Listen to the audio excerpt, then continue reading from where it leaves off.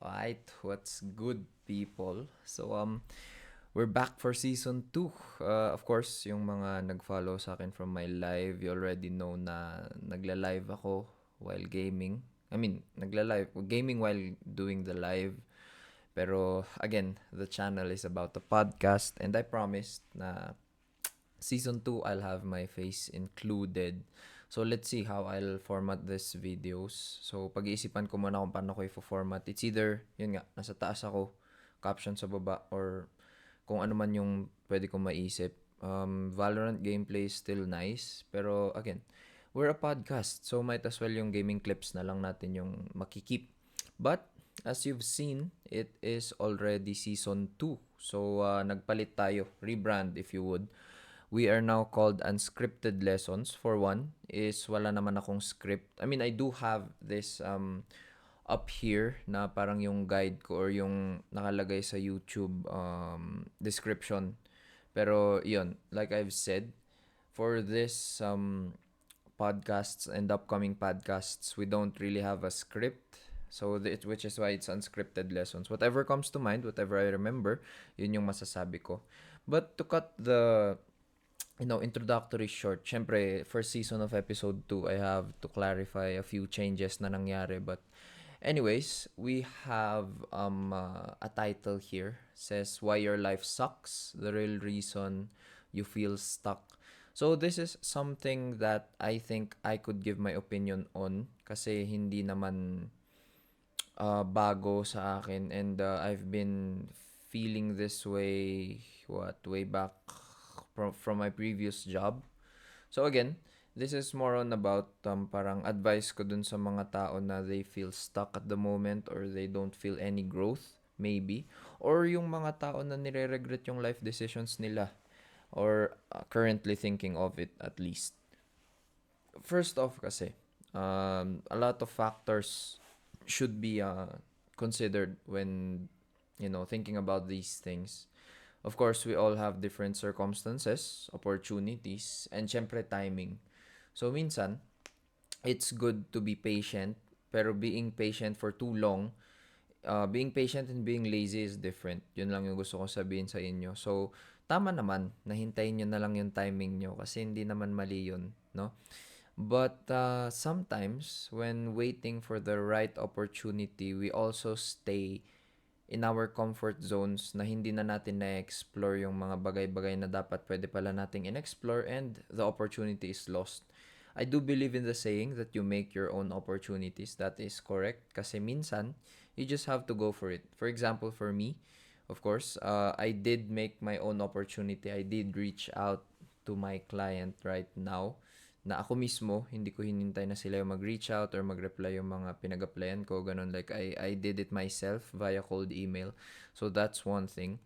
Another thing to note about me kasi is I always live on the extremes. I love living on the extremes. So, I think of it this way. We have two ends, no? We have extremely safe and then extremely risky and then of course in the middle comfort zone. Yun yung comfort zone nating mga tao. For me at least, that's how I look at it. So I tend to lean on the right side on the extremely risky because I find it for one fun tapos yung adrenaline rush na nakukuha mo. So in extremely risky in terms of life decisions, in terms of investments as well.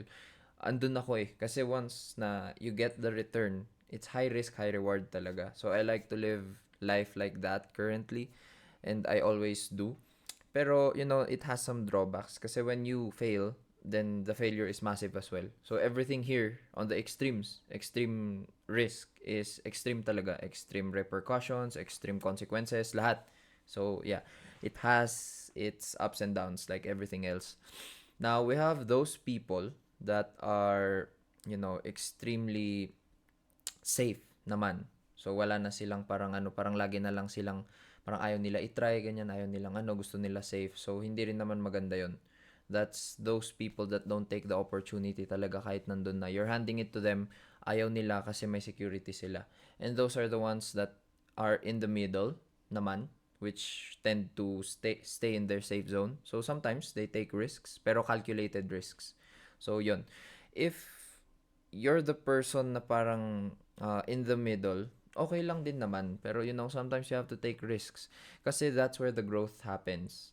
When you take risks, when you take, uncalculated risks, if you must say so, or siguro if you take small risks that build up.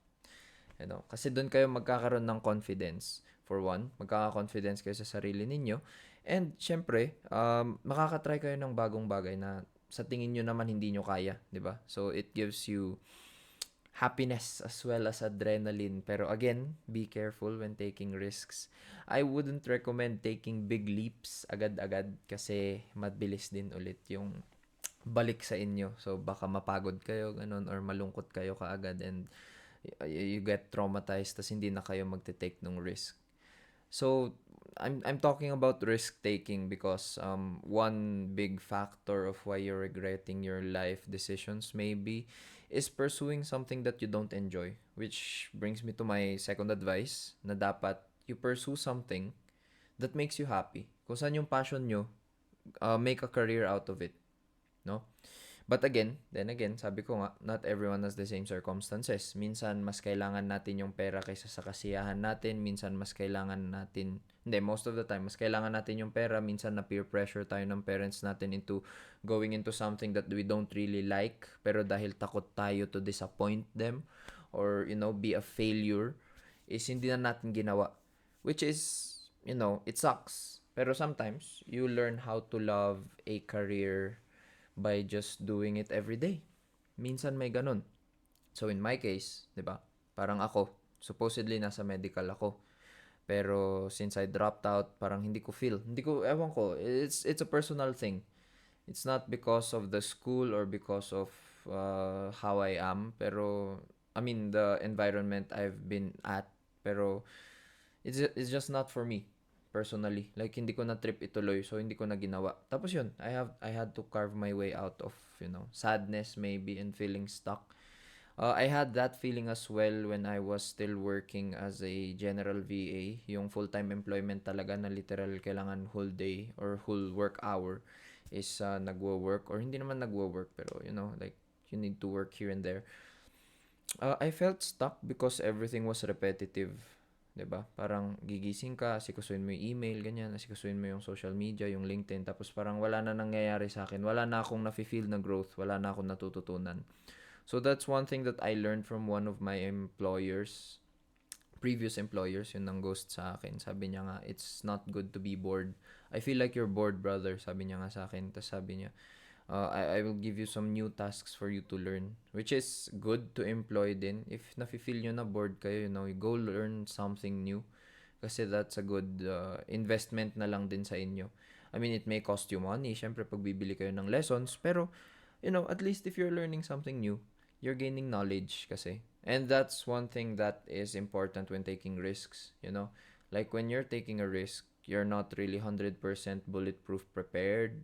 If you know what I'm saying, 'di ba? Na parang hindi mo naman talaga alam ginagawa mo, you just do it like Nike said. So, if you feel like you're being stuck, just take the risk.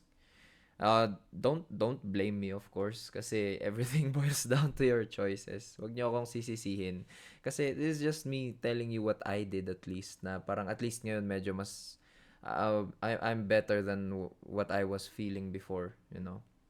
So just take the risk and yeah, make a career out of what you like to do. As per myself, I mean ako, gustong-gusto kong nagsasalita, gustong-gusto kong gumagawa ng content. And so far, TikTok has made that opportunity possible. So thank you kasi pag nagla-live ako may nanonood. Masaya din naman ako maglaro, ganyan. Pero I really like to give people advice, most especially in life, the things that I realized. Kasi parang it's not that I feel smart, pero I feel like it's good to share your knowledge to people kasi hopefully it makes the world a better place. I mean, oo, ang hypocritical or medyo parang pretentious nung sinabi ko, but that's really how I feel.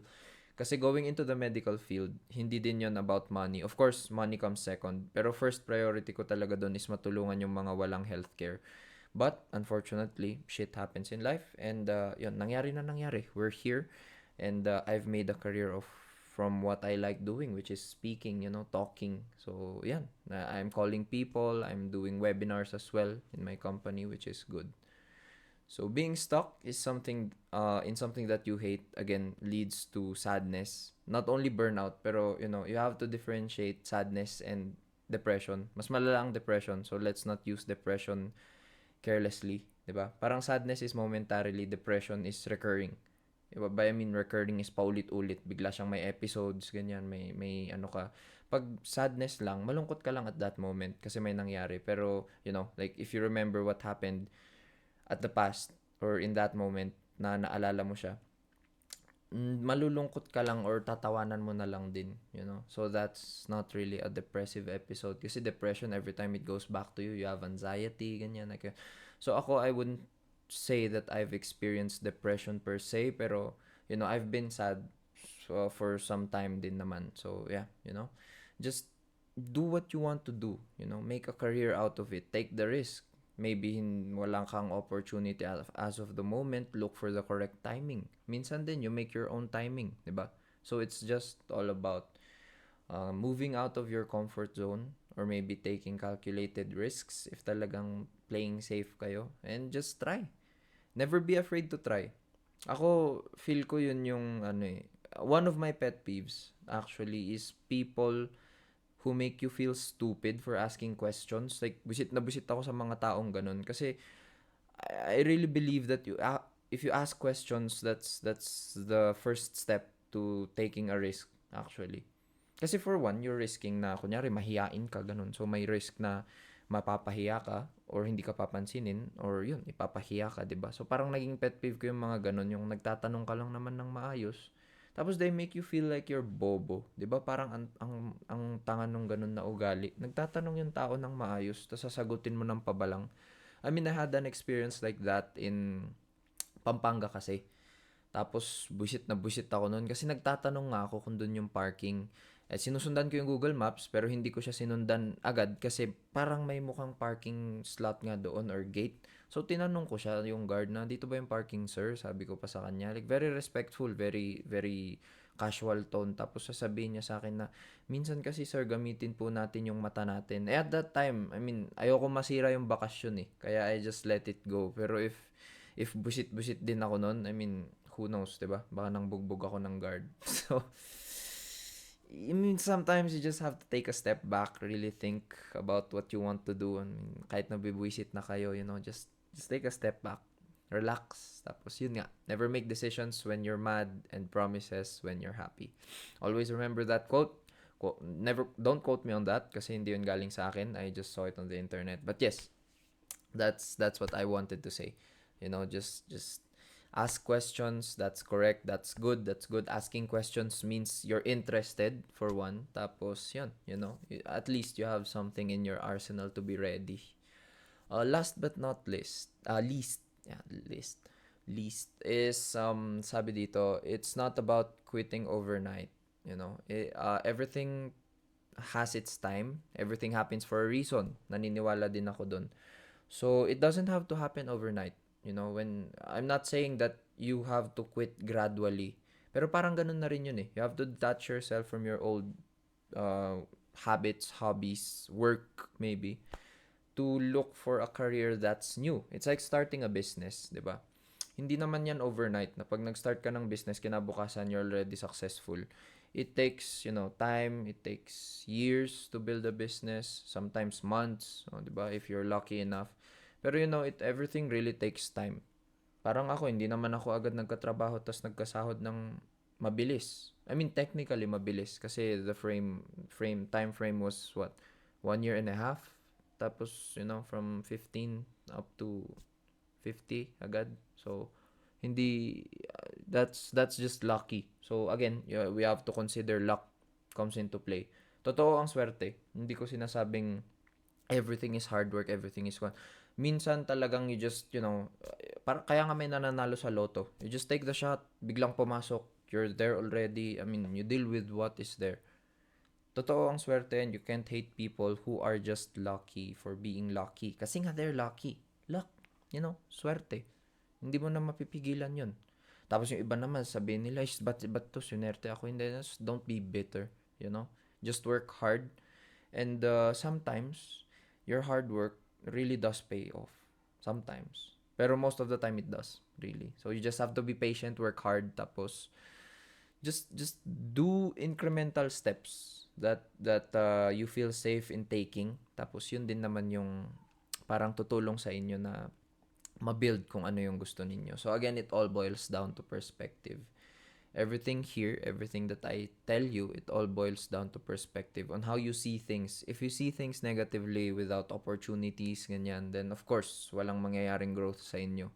But if you see positive in the negatives, then yes, that's where the growth happens, you know. When you're really feeling down, when your bank account is hitting zero, that's the euphoric moment siguro, yun na lang din na parang biglang poop, something happens, luck maybe, or just timing, I guess. But that's what you can do, you know, to improve your life. If you feel like you're stuck, feel like your life sucks, just take a risk, you know, change careers, drop out of school. Pero I'm not promoting to do that, no? Kasi hindi naman lahat sineswerte. But yes, that's our episode for this afternoon. I mean, I'm about to go live ulit, pero I decided to record the podcast episode. And of course, it's already Unscripted Lessons. The name is already Unscripted Lessons. So just subscribe, follow if TikTok nyo nakita, and I'll catch you guys in the next episode. Yeah. Thank you.